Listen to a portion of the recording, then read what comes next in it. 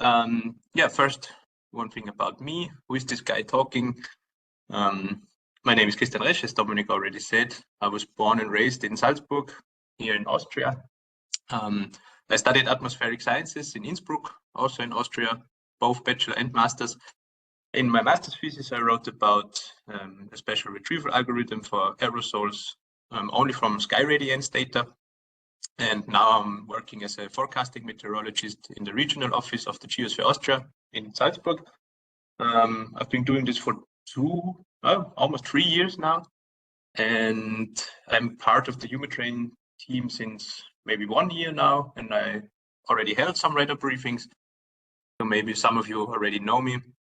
What else is there to say? I love music, especially in form of a concert. And most of the time when I'm not in the office, I'm somewhere outside doing some backcountry skiing, road cycling, running, you name it.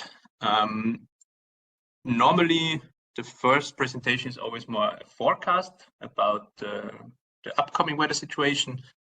And the second part is always like a retrospective of what happened in the last month.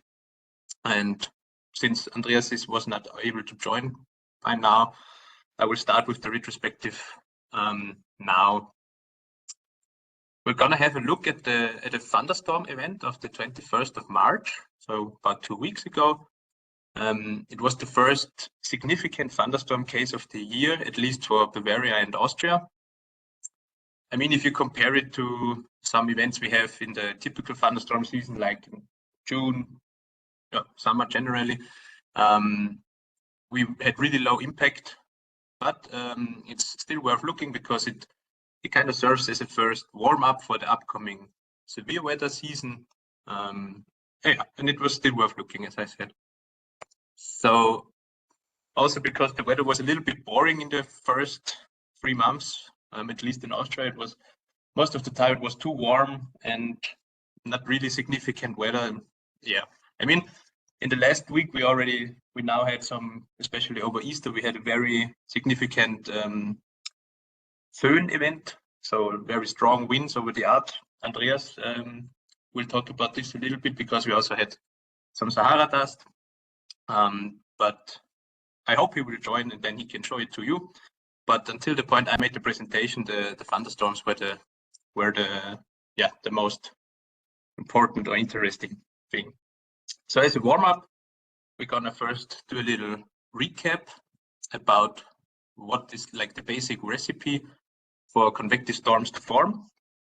And as we all have learned it in university or at some courses about convection, it's basically 3 ingredients, right?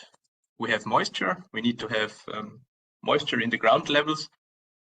We have to have some instability in the atmosphere, and we have to have some kind of lifting mechanism. If we have these 3 ingredients, then we have good chances to have some convective storms. And if these values are high enough, then we will have some severe weather. So let's check the initial state. We have here the SYNOP observations from 6 UTC on that day, so 21st of March. I've taken this map from the e-port from EUMeTrain, so you can all access it and have the same figures here.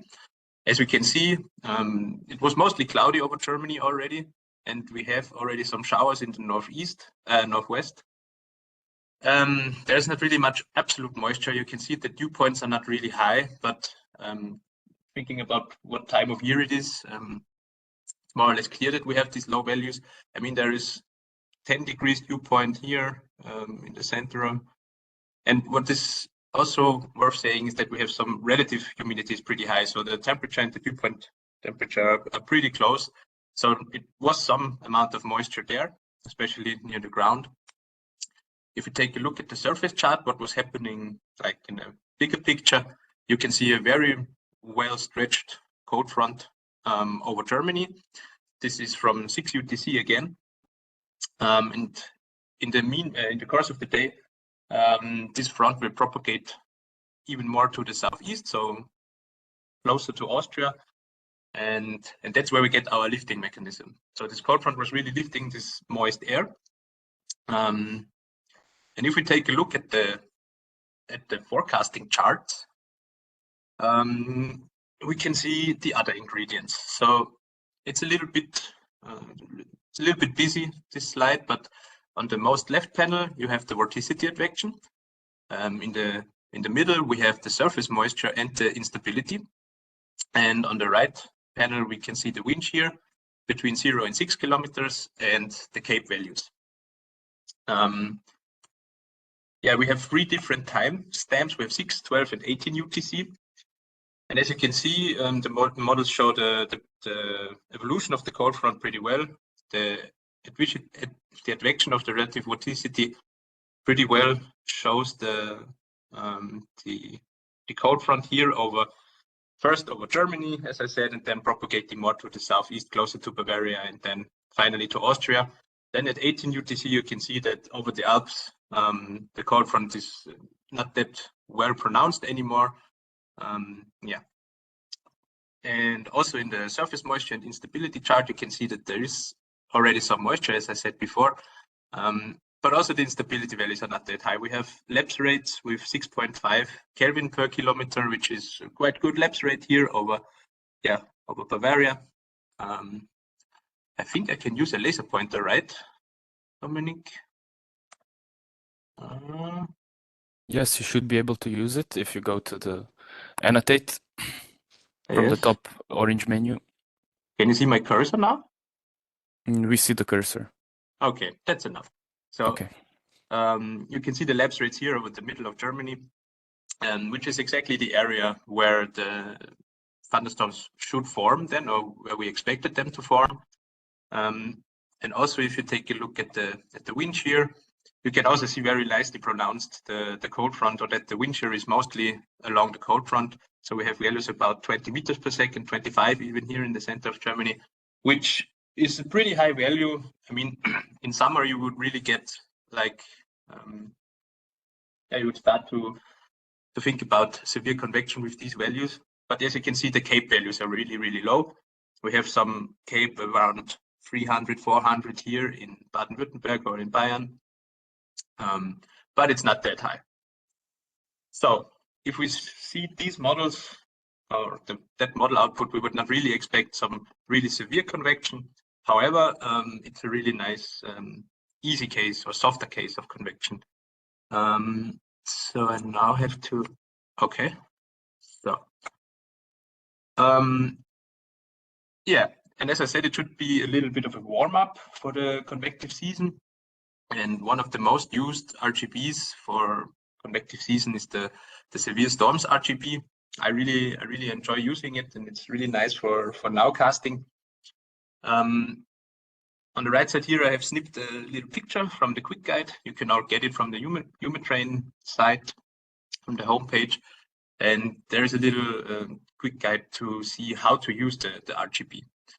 And as you can see, the yellowish, small yellowish, bright yellowish colors indicate small ice crystals, which show strong and fresh updrafts, or very cold cloud tops.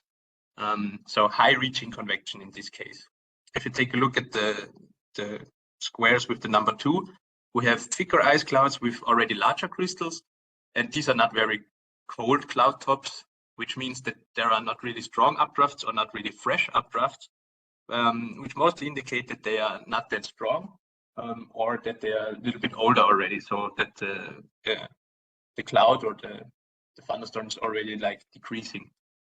Still, you can see from the shape of the clouds also that you have, if you have more isolated clouds, then it's more probable that this is a convective cloud or a thunderstorm cloud, and not really a stratiform one.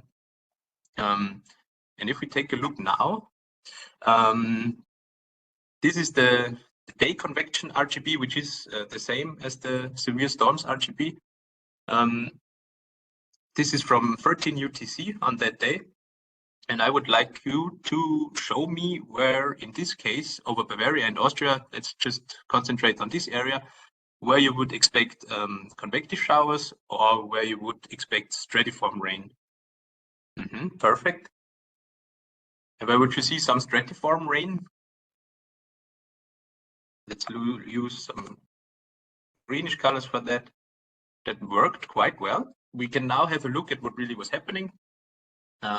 These are all pictures from 13 UTC, only the HRVs from 14 or 12 UTC, I think, because I took the wrong time. It was just a mistake. Okay, here on the left we have the severe storms RGB. In the middle we have the radar, and on the right we have the HRV. And we can see that we did pretty well with our annotating things. You can see the convective line here with I marked it with the white circle with the number 1. We have isolated convective cells, and in the area of number 2 we have more stratiform precipitation. As you can see on the RGB, it's not really that pronounced as in the quick guide. We see some smaller yellowish dots inside of the clouds, which shows some updrafts and some smaller ice crystals, but more or less they are both reddish, both areas. In the stratiform area, it's definitely more reddish colors, but still the shape of the clouds gives us information about the type of precipitation that we have, which is also nicely visible in the HRV. You can see over the area of the second circle, of the black circle, you have these stratiform clouds, where in Bavaria you really have these isolated cells, and you can see it really nicely also from the HRV. If we go one step further, we start to have a small problem with the day convection RGB. As it already says, it's really dependent on the solar angle, and then low sun elevation limits the product a little bit, and so everything seems pinkish here. However, these cells, still marked with the area 1, they produced some small hail even in Upper Austria, which is the region here in the center of Austria. On the radar, we can see that we have some significant reflectivity in higher levels, in higher altitudes, which is also always an indicator for some hail. Of course, it was not that big. I checked the ESWT, the European Severe Weather Database, for some ground truth, but there was none, because it was obviously not that of a big case. And you can also see the HRV also starts to be limited because of the daytime. So if we take a look now in the analysis, we can see here we have the 24-hour precipitation. So we had some around 20 liters, even 30 here in Salzburg, Upper Austria, Lake region. Here where the hail cells entered Upper Austria, we have also between 10 and 20 millimeters. On the right side, we also see the flashes, the lightning.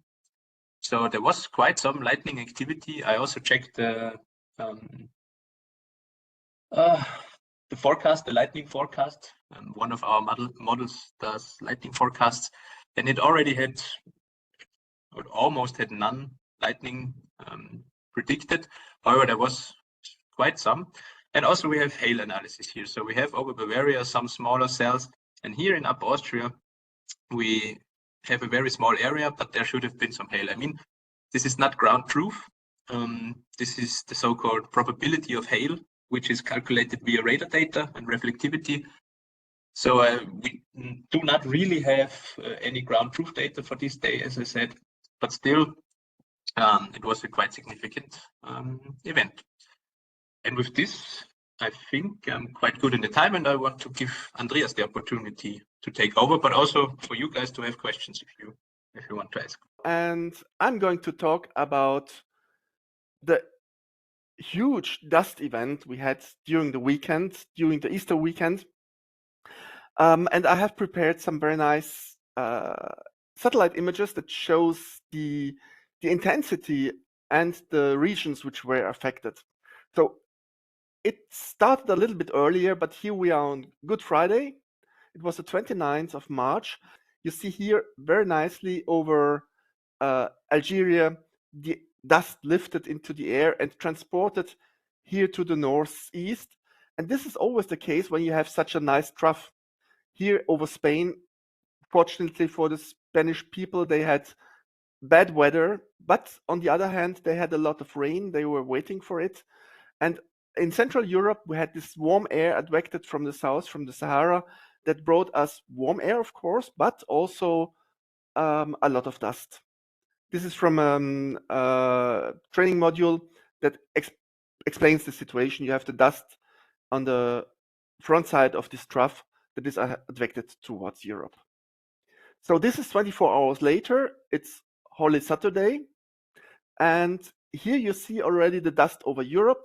Again, this was an interactive slide, so I do it for you. Here you have over Poland, Belarus, parts of Germany, you see the dust signature in pink, but also over the Mediterranean Sea. You see that a lot of dust is transported northwards and will arrive here the next day over Austria, or is already there. I have plotted here the temperature chart for Saturday, and you can clearly see here in the morning that we have some I don't know how to call it. The temperature is not rising, but stays for a longer time on the same level, and then only in the afternoon starts to rise a little bit when the warm air arrives. This is for Vienna, and the whole morning should have been much warmer, but it was not due to the missing sunlight. There was no real warming by the sun, and the air stayed pretty cool in the morning, which was not so nice. I expected 1 week ago a very nice sunny Easter weekend, but yes, the forecasts gave the higher temperatures, but in reality there was no sunshine. The air was filled with dust, and the sunlight was very diffuse, not clear, no blue sky, a lot of clouds. Yeah, not what you would like to have in a sunny Easter Saturday or Sunday. And then the Sunday arrived, and I call it Sunday because it was really a mixture of clouds and dust in the air. The sun was not shining brightly. Here you see again the Dust RGB and a lot of clouds. And why is this Dust RGB perfectly suited to display the dust? That's because of the reddish color, the red color beam that takes the difference between the two brightness temperature channels, 10.0 and 10.8, and it's inversed for cirrus, so for ice clouds or for dust, and this property is used to display the dust clouds. Now another interactive page.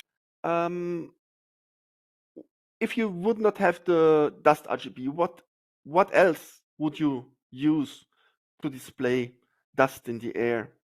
What is your second best option? So the first answer is the 24-hour RGB. Yes. Microphysics. Yes. Again, the microphysical RGB. Mm-hmm. Okay, if this is the favorite, then let's go and have a look at it. This is the 24-hour Microphysics RGB. This is for sure a good choice because it takes the same recipe than the Dust RGB. It has the same ingredients. The only thing that is different is the temperature thresholds. But you clearly see also in the regions where you don't have clouds, you see the pinkish color of the dust. So this is okay, you can choose that, though it's not optimized for dust. But there are other possibilities. You can take the shortwave channels because the shortwave radiation is much more sensitive to small particles in the air.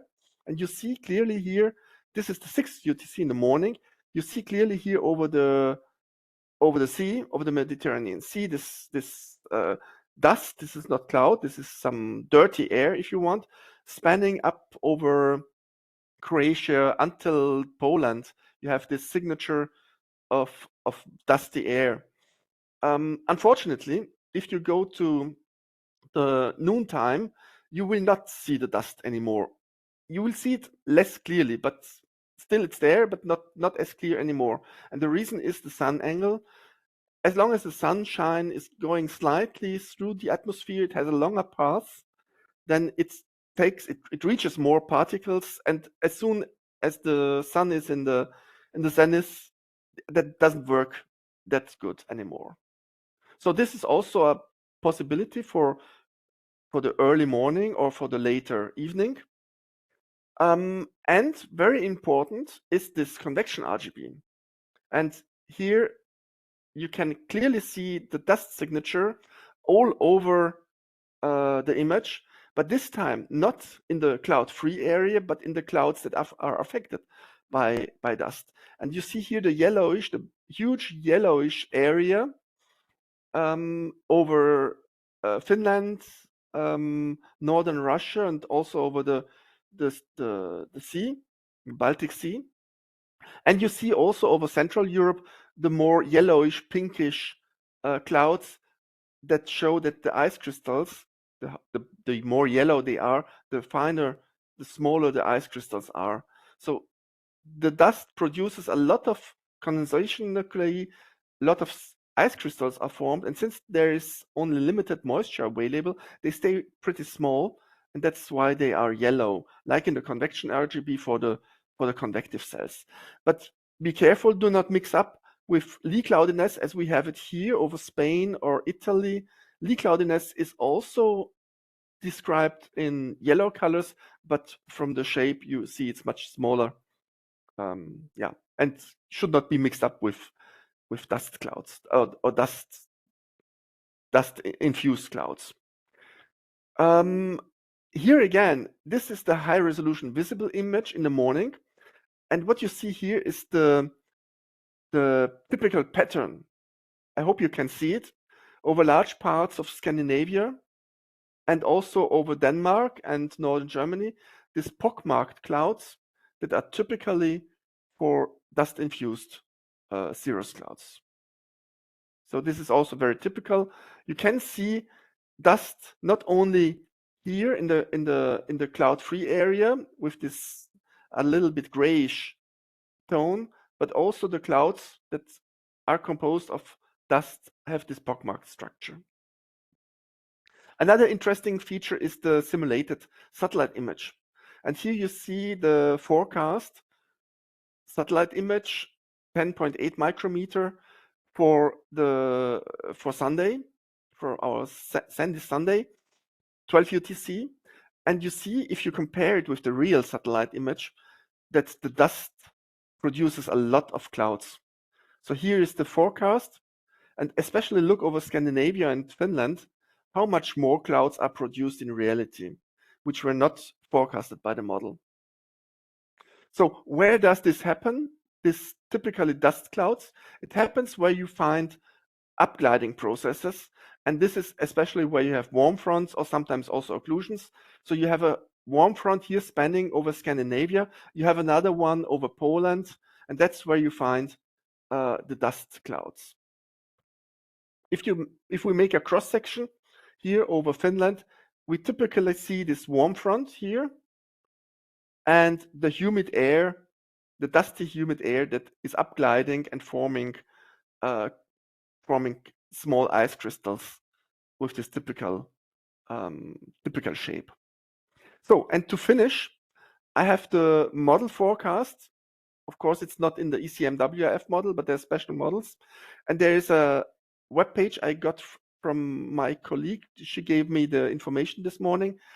It's a Spanish website, dust.imet from the Spanish Met Service, .España, and here you see how the dust propagates over Europe. It's calculated, it's model field. So you see again where the dust was raised over Algeria, and then in 24-hour steps, sorry, wrong direction, how it is transported over the Mediterranean Sea towards Central Europe. This is already Saturday, Sunday.